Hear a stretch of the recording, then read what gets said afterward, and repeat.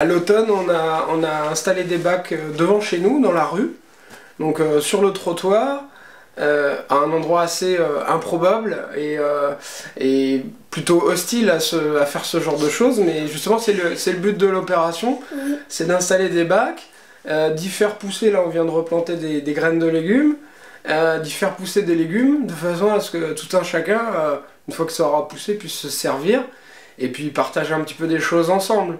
En ville, c'est quelque chose de compliqué. Dès qu'on passe le pas de sa porte, c'est pour ça que je parlais de milieu hostile, on est en milieu hostile et puis faut se protéger, voilà, il y a ce sentiment-là. Et là, c'est d'aller à l'inverse et de faire tout le contraire, de mettre quelque chose de fragile, puisque des plantes c'est assez fragile, en plein milieu d'un endroit qui est pas forcément approprié, et puis de voir le résultat, et surtout de voir qu'il y a des gens qui adhèrent à cette idée.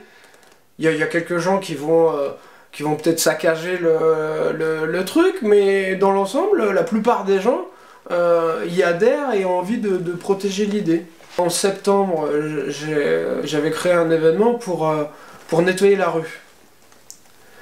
Et j'avais lancé un appel sur les réseaux sociaux, et puis finalement, je m'attendais à avoir une petite dizaine de personnes. Au bout du compte, on était une vingtaine de personnes à sillonner les rues de la ville pour nettoyer les papiers gras, les saletés, les mégots de cigarettes qu'il y avait partout.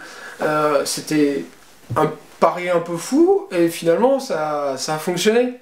Je pense que le jour où on aura plus de personnes qui ramasseront les déchets dans la rue que de personnes qui les jetteront, on aura gagné. Mon défi, c'est de le faire dans l'espace public, dans la rue, dans des endroits où c'est compliqué, où c'est pas gagné d'avance. À partir du moment où on a une clôture, on invite des gens, on fait rentrer ces gens, pour peu qu'en plus ce soit des gens du milieu associatif qui sont un petit peu cadrés, on referme la clôture, on arrive à créer un événement.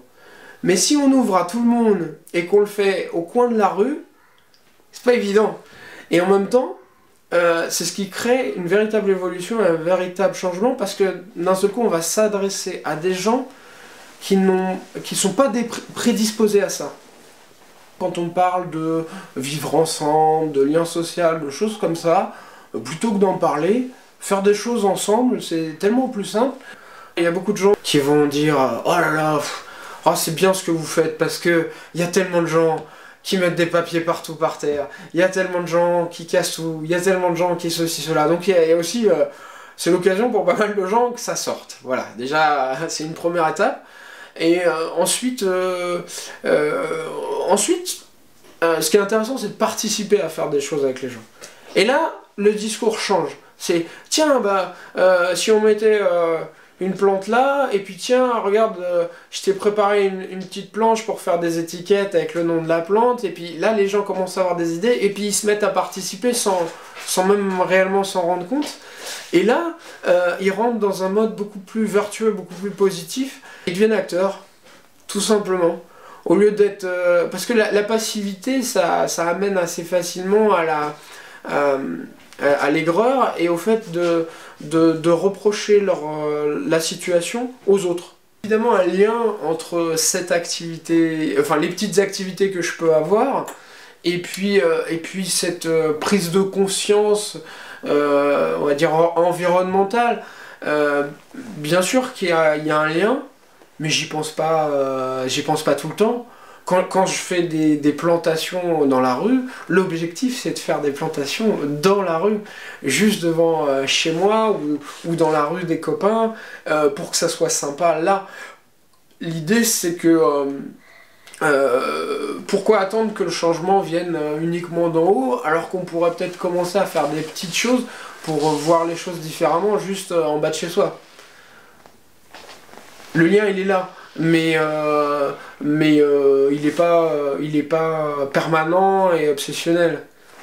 Parce que malgré tout, voilà, le réchauffement climatique c'est un danger tel que c'est on tombe vite dans l'inaction parce que ça paraît un défi absolument insurmontable. Moi je fais partie de cette majorité qui a malgré tout cette conscience environnementale, qui a envie de participer un petit peu de changement, mais qui veut le faire un peu en douceur et en nombre, en masse. Parce que c'est le fait de faire en masse qui pourra changer les choses. Si on arrive à ce que 2% de la population réduisent leurs déchets, leur empreinte écologique de CO2, etc., de même 80%, finalement on n'a pas fait grand chose.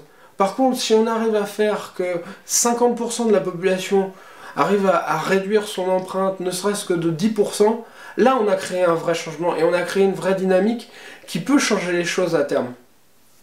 J'ai pas toujours fait ça. D'avoir eu des enfants, il y a un besoin de se projeter un petit peu plus dans l'avenir, et dans l'avenir d'une société que je ressentais moins avant, où j'étais peut-être plus recentré un peu plus sur ma personne et comment m'en sortir dans ce monde. Et avec des enfants, je vois aussi l'évolution de la société, je me dis, bon, ce serait bien de donner sa petite touche et son petit apport personnel, parce que voilà, faut leur laisser quelque chose de viable.